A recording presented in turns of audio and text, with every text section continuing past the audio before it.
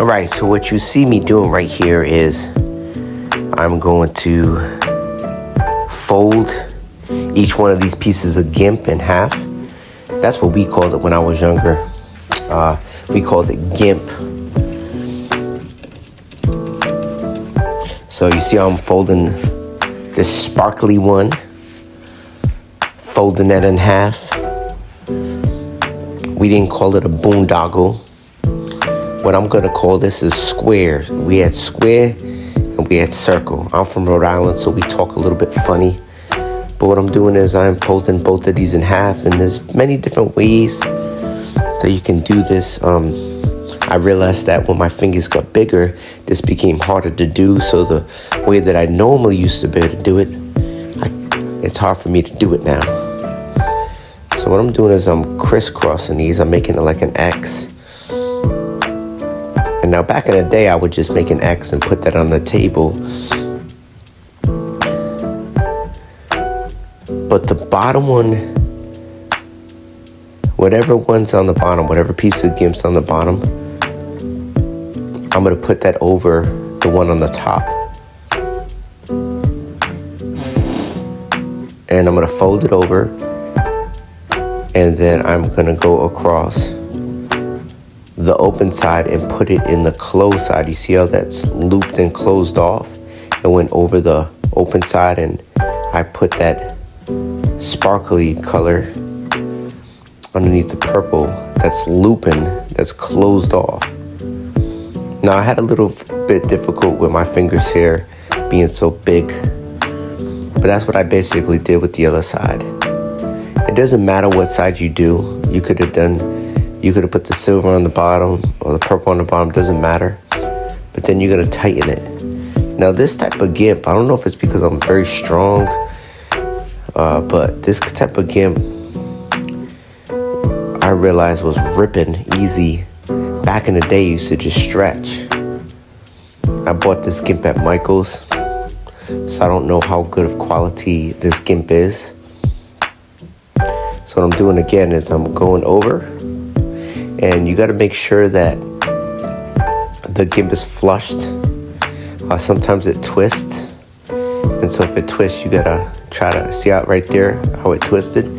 So I gotta try to untangle it or untwist it so it's a perfect loop, because in order to get this square stitch, as people call it, or square knot, square braid, whatever you want to call it, you got to make sure that the Gimp is not twisted up. I think a lot of people show you videos of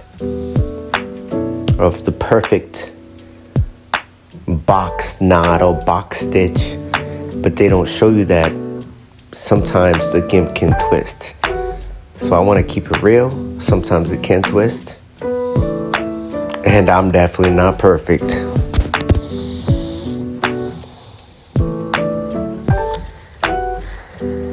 Okay, you see, I'm having a little difficult time there, but bada bing, bada boom. Another way you could do it is you could put your finger there and you can go over the finger. But my fingers are just too big. I felt like it was harder for me to do it. Or you could just pretend that the finger's there, like I'm doing right here. But I'm going over the open end of the purple and going through the closed loop.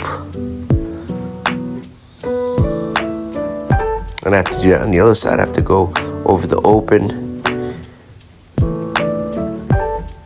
piece of purple Gimp and go through the closed loop.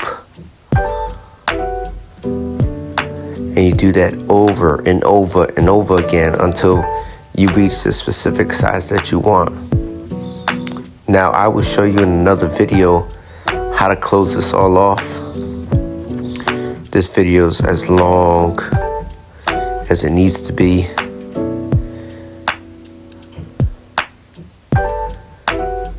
But you just go over and over and over again.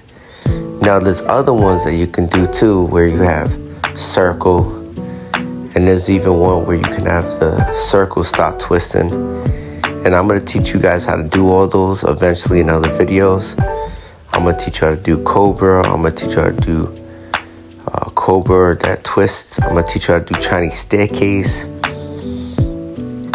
I'm going to teach you how to do triangle, ladder.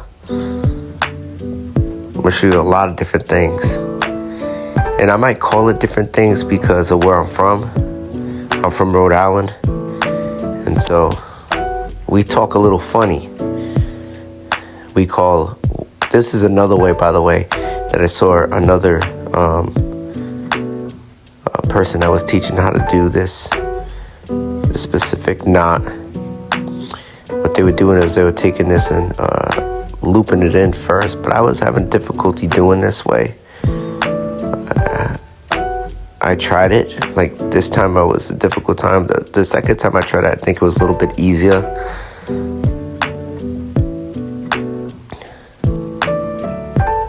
But in that tutorial, she made it look very, very easy. But sometimes it might not be easy, especially if you have big old fingers like mine. But yeah, where I'm from, we call what you might call a water fountain, we call that a bubbler. So yeah, we call this Gimp, we call this square knot or square stitch. We don't call it box. But that's okay. Wherever you go in the world, people are going to call it different things. I just hope you guys enjoy this video. I hope that I was able to show you a good tutorial where you can do this specific knot or stitch, and that you can show others how to do it. And what I want to do is I want to show my little baby. She's only 2 years old. She's turning 3 in March. Yeah. I want to show her how to do this.